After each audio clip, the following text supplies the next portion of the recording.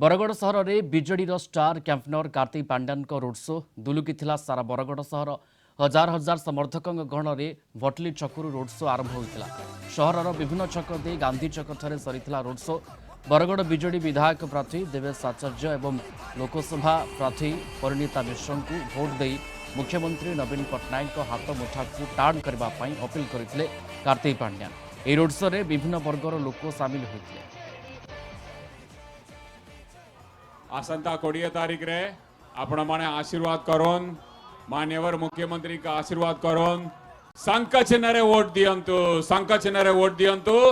दुई तरह वोट दियंतु तोरे परिणता बौनी का लगी और गोटे देवेश बाई का लगी शंख चिन्ह रे वोट दियंतु दुई तरह शंख चिन्ह रे वोट दियंतु बरगढ़ रो उन्नति लगी बरगढ़ जिला रो उन्नति लगी शंख चिन्ह रे वोट दियंतु ए दुई जन भाई भौणी मान्यवर मुख्यमंत्री के आशीर्वाद पाइछंती आपण माने आशीर्वाद देले आपणक सुख दुख रे साथी हेकी आपणक पछरे टिया हेबे।